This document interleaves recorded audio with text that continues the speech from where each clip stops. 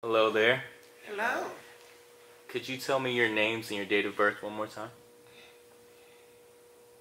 Both. February 24th, 1936. My name is Walter Harvey Bryant. My name is Ella M. Bryant. I was born March 26, 1940. Okay. How did the two of you meet? Well, Mr. Bryant worked with the funeral homes, and Mr. Haskell Vandenberg told him about me, I think, and he said, well, I'd like to meet her. So that's the way that began. Go ahead. Now, wait a minute. Now, you tell him how. So that's how he asked Mr. Haskell Vandenberg about me. And he said, yeah, I know about her. He told him all about me. He said, well, I would like to meet her. So we met. Seemed like it was at Terry's Taxes place. Yeah, it was. And then he started coming to see me. And so I think, You go ahead and tell him. You tell him. So he came to see me, and he came kind of often. So when he got ready to ask for my hand in marriage, back then you had to ask the parents. So my father used to say, that boy, he comes quite often, doesn't he? I said, yes, so when Harvey asked for me, he said, well, Mr. Nixon, he said, you know, you said about might have to build a Extra room for me. I kind of like, I want to marry your daughter. And my daddy, he acted kind of mean. He said, you want to marry my daughter? He said, yes, sir. So Daddy said, are you going to be good to her? He said, yes, sir, I'll be good to her. And so then we planned our wedding. We got married. But he was a mortician, a funeral director now called, and I was kind of scared of the dead folk. Everybody would say, ooh, you married that man? You gonna marry him? Well, I don't see how you could stand to marry that mortician. I said, well, yeah. I said, well, a lot of other ladies think differently, you know. So anyway, that's how we got married. So you... Second.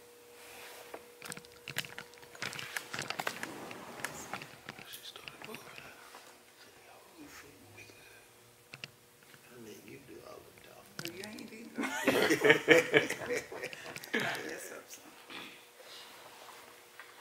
So you knew what you were signing up for? Yeah, kind of.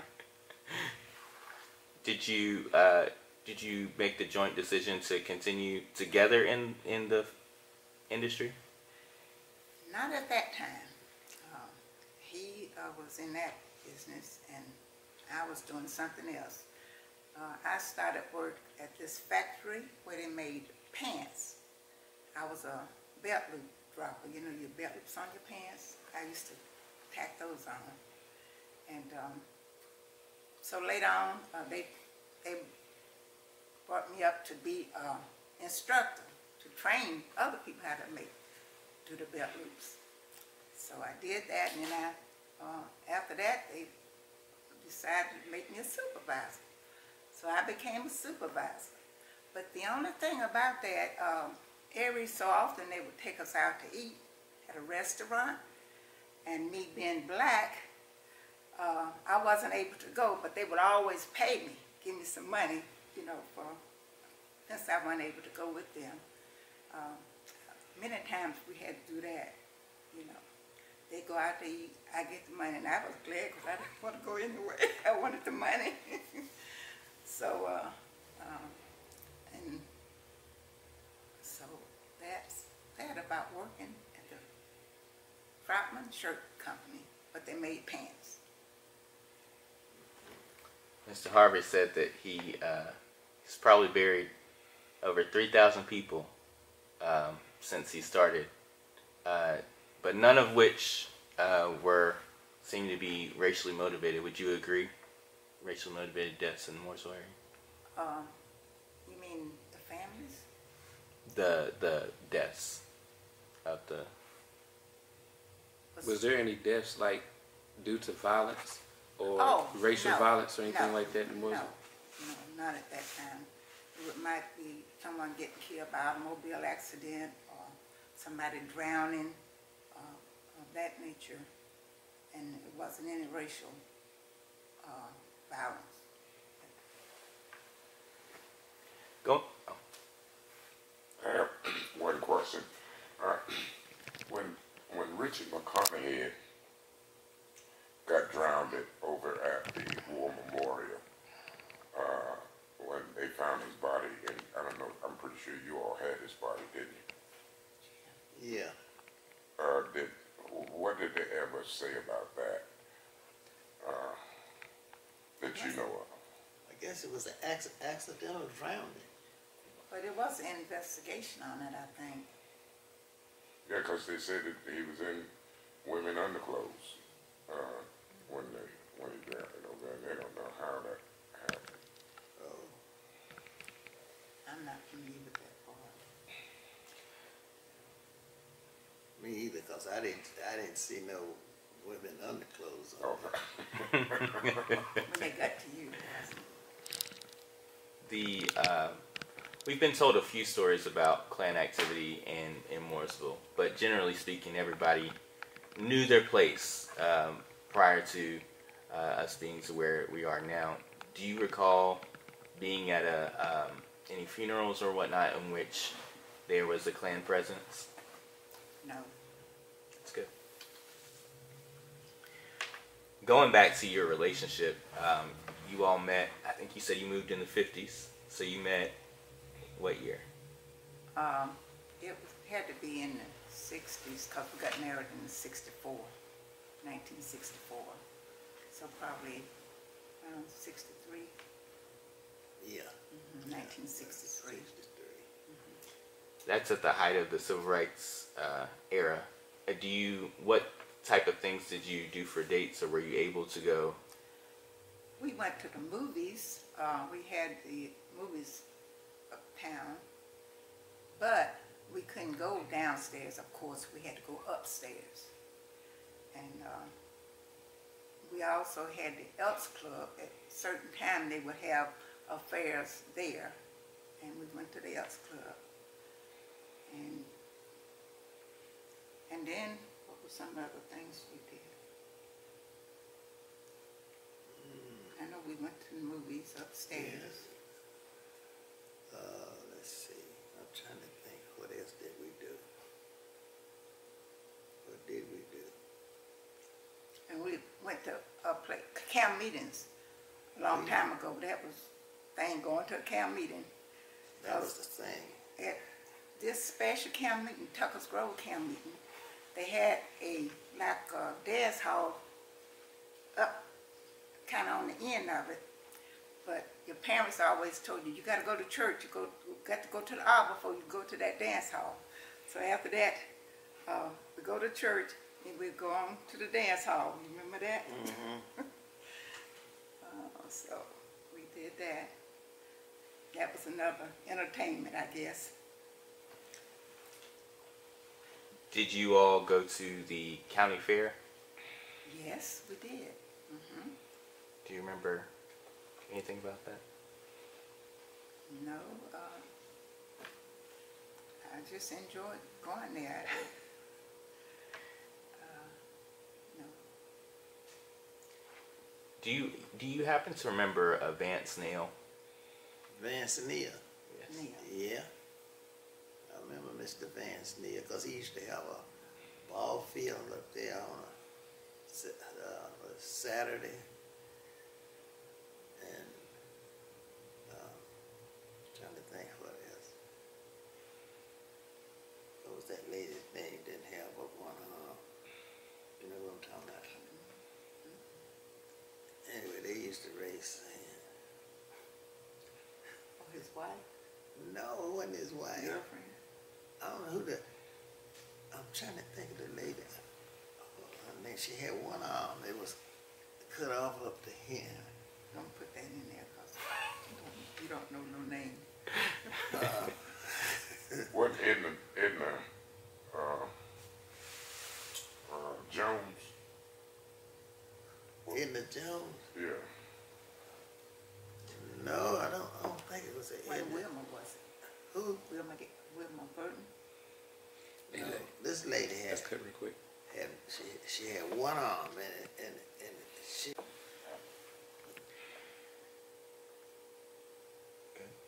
trying to think of anything else. Did you grow up here in Mooresville? Me? Who? Yes. No.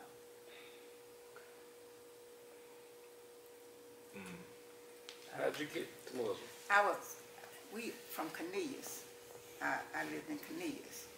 Well, my family, they moved up here. I think I was finished school when they moved.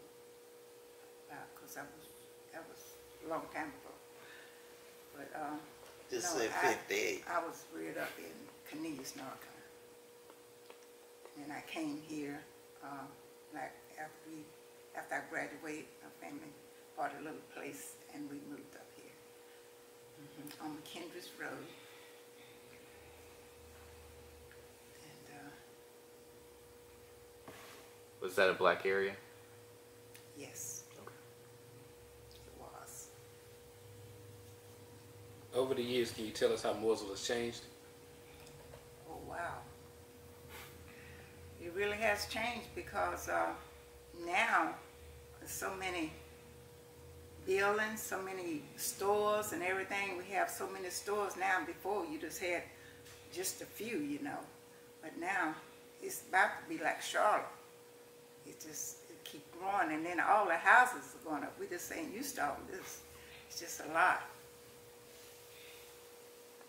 How has the black community changed over the years? The black community,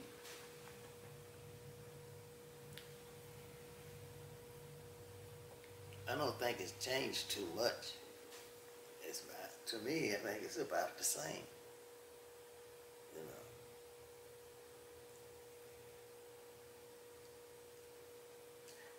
The same amount of unity or community, or do you feel like back in the day things were different, specifically in the black community in Mooresville? yeah, it was different back then because we knew everybody, you know, just most of the people, but now you don't know anybody. It's a lot of people have moved here, you know, and it's just a lot. So it really has grown. And so you just don't know anybody. And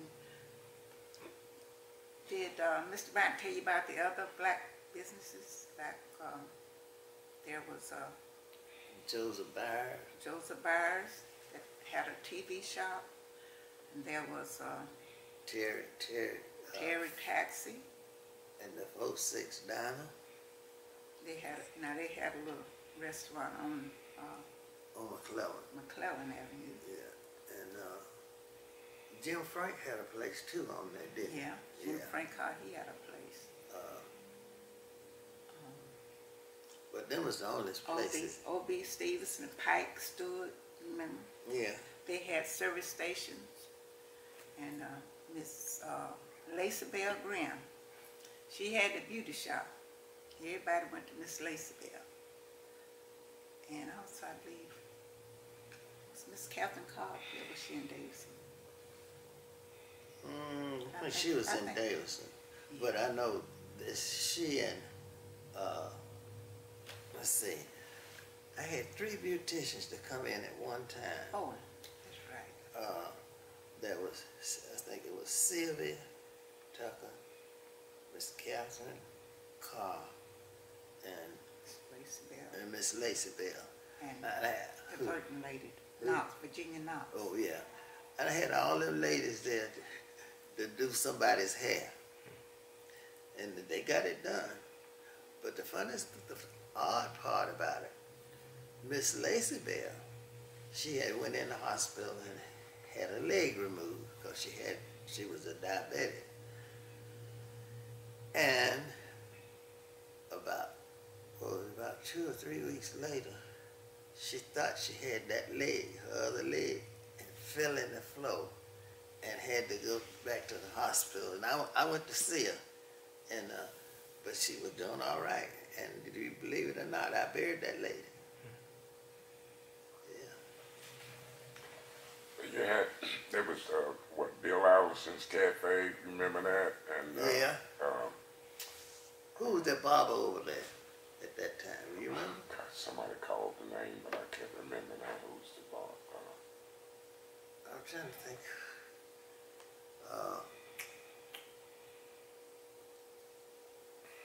Johnson Mayhew had a barbershop at one point, but that was probably in the 30s. Who's that? Johnson Mayhew. Down on West End. Now he and what was that man? They used to work for Dual Irving or somebody that drove a bulldozer and a caterpillar. Yeah. One of them was a motor grader and the other was a caterpillar. I think it might have been Dual Irving.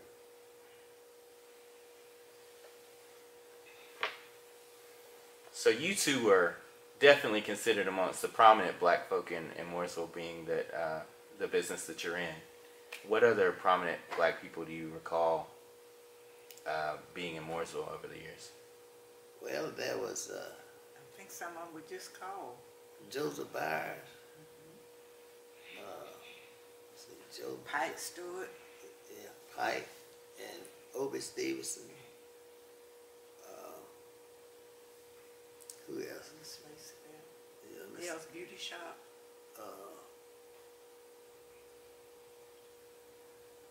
And Mr. Frank Jerry's Taxi.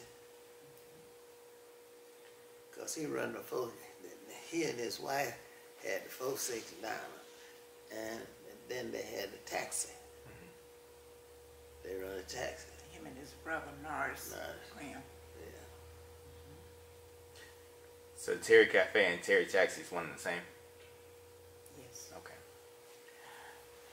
And you had the privilege of bearing most of these, or? Yeah. How has that affected you? Do you feel like you have a larger legacy that's tied to theirs, or do you feel like you changed the way that you do certain things because you were the last, point of contact? Well, it kind of changed about it. Because, let me see, how did that go?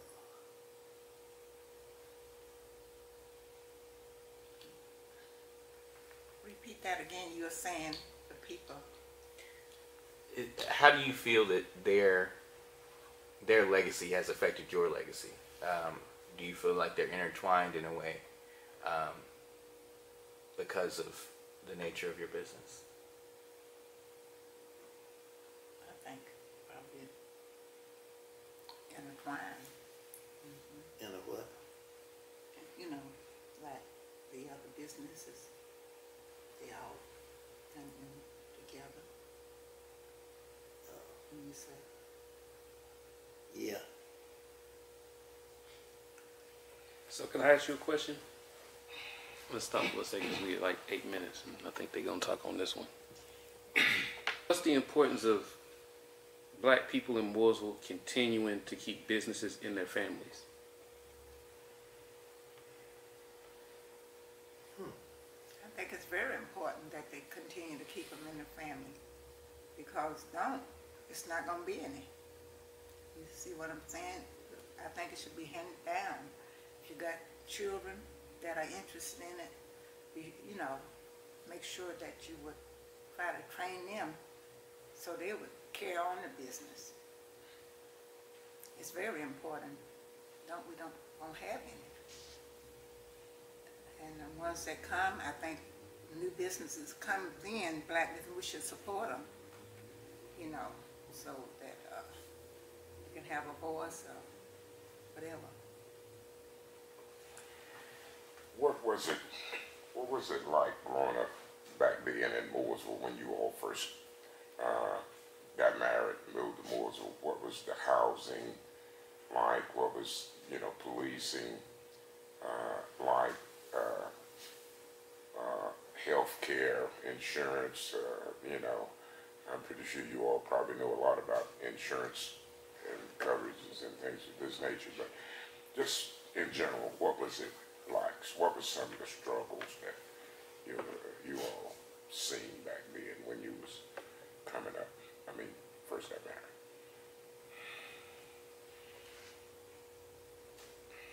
You want to tell them? Let you tell. Well, one thing, you take a lot of our people didn't have money to do these things. It's just like funerals. I remember when we used to bury flat top caskets, but now everybody's either going to the metal casket, the hardwood caskets, and I remember when we used to bury boxes. Now we're using vaults, but if they can afford it. Now I have buried some, you just put the casket down in the ground. One of my classmates down in Cornelius, I buried her without an outside container.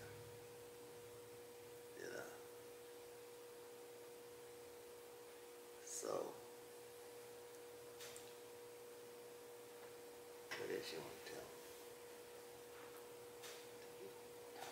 We still talking about Well, tell me. Want to know what I asked? I was saying, what was some of the struggles that you seen here in Mooresville when you all first got married? What was the housing like? Was it fair housing? Do you think that they were being fair with the housing? Do you think the police, how was policing? What was health care like? We hear a lot of people say that their parents went out in the woods and got herbs for them, and they medicine and things of this nature. But just what was some of the things like when you all back there when you first got?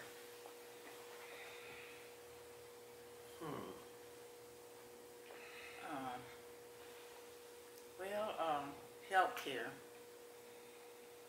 There's a lot of them that didn't have the health care, maybe couldn't afford it, with the jobs that they had and everything.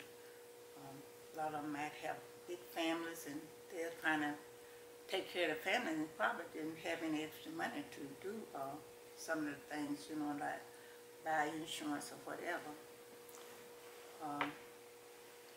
But the police part, I'm not too familiar about them because I was a good girl, so I don't know how to but you think they were okay back then? The police, how did they treat? Well, they treated us fairly well. Because if you got out there in the wrong, they gonna lock you up. And because I didn't have no problem with them, but I know some other people did.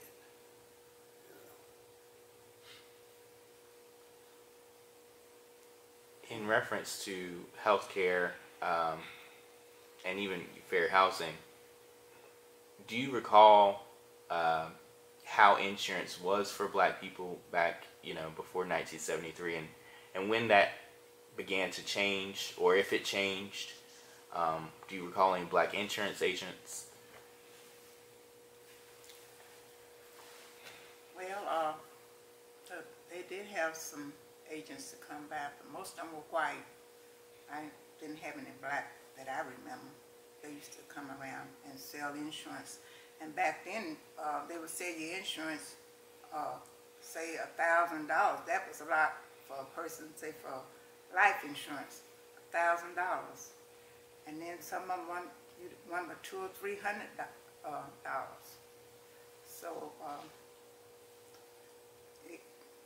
it wasn't too much life insurance sold. And what was sold, it was, small amounts. So now you better get at least $10,000 if you want to have a good homegoing service. Has that greatly affected your business? Specifically, you feel like as a black business, people not having insurance, or? Well, most of them that we serve, they have, because we have helped a lot of people that say they're going to pay, and we even had one lady that paid $50 a month until she got it paid. And she was an elderly lady, and she did get it paid. But you could ask someone to pay $10 a month. And you pay $10 a month. They wouldn't even pay that. So now we're doing like the other funeral directors. We get our money. If you don't have the funds, you don't have insurance, then you have to work. You have to have one or the other. Now we have helped people that we know that was going to pay us, but some of these young folk, they will not pay.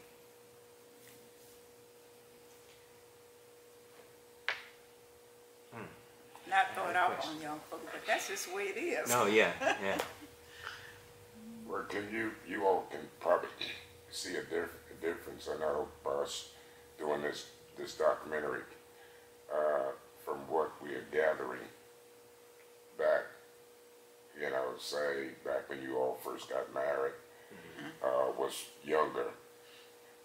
We can see where it seemed like back then the blacks was more together than they are today. As far as we had the Elks home here and they let it go. We had the hut, the American Legion hut here, and we let it go. The Dunbar alumni, they let it go. And the Masons are way down, and the Eastern Stars are way down. We can see where back then the blacks was more together. And we are. You all can probably contest to that, would you not?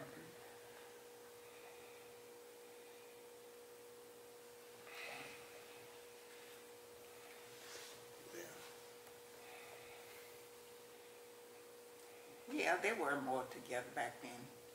Just like I say now, we knew a lot of people, and then we had the NAACP and the American Legion. And so, but now, it seems like people are not as interested like it was back then. We were just more together.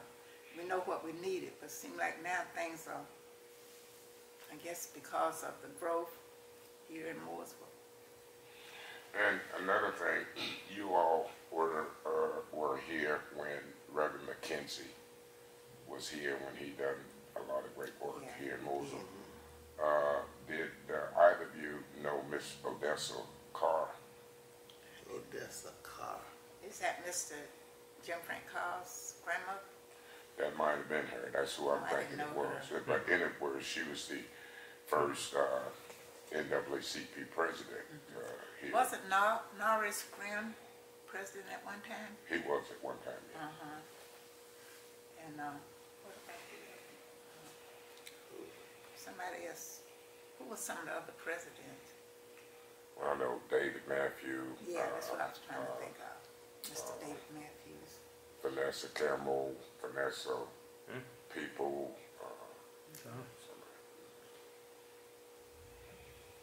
Well, go ahead. I know you. Hey, AJ, let's I have- we went 10 minutes real quick. One last.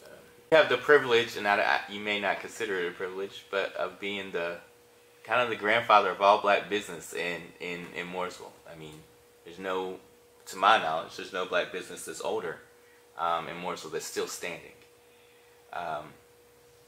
Do you have advice, or do you have any comments on that? On, really being the oldest standing black business in Mooresville in 2022.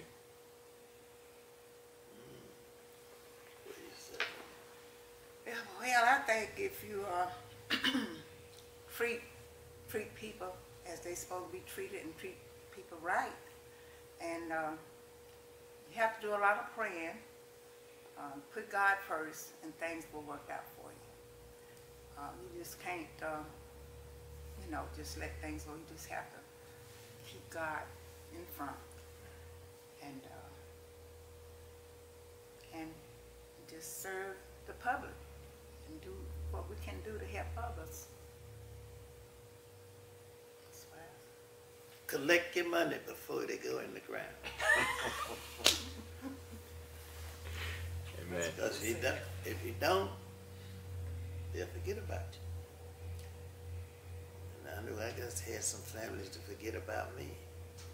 Yeah, we won't talk about it. Yeah, that's what they want to know. And that's But what still God has been good. He's, those people got to give an account of that. We ain't worried about them. We just look to the future. So, how do you want people to remember you as far as your legacy? I hope they will remember us as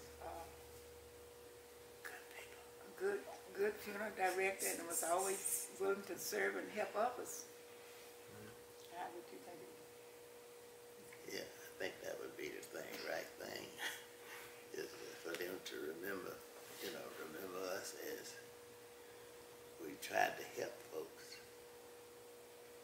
And sometimes you can try to help them, and they'll still do you in wrong, because we've got something now that wouldn't pay Jesus Christ. That's right. But still, we here to serve. So just forget about that and just look to the future. Do the best you can, Just put that behind us. This chapel, when I first started going to Morris, well, we used to come from Mecklenburg to Morris, because that was my mother's church. So then after we married, of course, we right there at church. And I was once a historian, so I had some pictures I should have brought. But we had the Sunday school, and Mr. Terry used to tell that long time ago, that was in his, well, he's deceased now, but they had 3 services. They had like an arbor, they had camp meeting, but they had 3 services. And I remember a long time ago when they had like homecoming, they would take big, plywood, and put them on these, we call them buggy horses, or these bucks. They would spread those out. It'd be about 3 of them, all the way long. And of course, the young ones had to stay back and let the old ones eat first, But they would have bologna sandwiches, and well, they did have chicken, but you couldn't get much chicken back then. You might get maybe a wing. Because the preacher eat it all. But they would give us the bologna sandwiches. So we thought that was something big back then. So, and then after that, they quit doing that, and then we started having homecoming on the arbor, around the arbor. Then, well, yeah, we had good choirs, you know, we had some good singing groups. And we used to go to visit other churches, and churches come to visit us, and we have a whole lot of people then. They pile in to sing. So we had good fellowship back then. And then our church got one man, a church, they were trying to get rid of our church, they say. They had that in the paper, in the newspaper. You remember that? They tried to get rid of the church. And we had one man, I think they say he had a shotgun. He went out there and he sat on the doorstep. So I think somebody was trying to take our church, but he said, no, you're not coming in here. So after that, that faded out. So we started, I remember we started back in 1970. And I still got some notes on that when we first started. I think it was Theodore Vandenberg and Burley and Nathan. It's a bunch of them that are gone now. That when we started back. And then Reverend Sellers, I believe he came in right after that. Reverend Listen Sellers, he's passed. We had many ministers. In the Methodists, we changed every so often. So I come up on a lot of ministry, a lot of ministers. We still have camp meeting under the big arbor, and it was held always the first Sunday in August. So we enjoyed that. We had homecoming. Anniversaries. What about revival? Revivals. We had all that. And we used to stay a whole week. Now it is through 2 or 3 days. Maybe 2 days or 3 days. But we used to have a whole week. And they had, the snowball man would come, the fish people would come. They were all around the church out there. So we couldn't wait to go up in the arbor so we could go buy some food, buy the snowballs. So we continue. We still hanging on. We just hope and pray. Y'all pray for us that we're going to continue at Morris Chapel United Methodist Church. Amen. Thank you. Did you have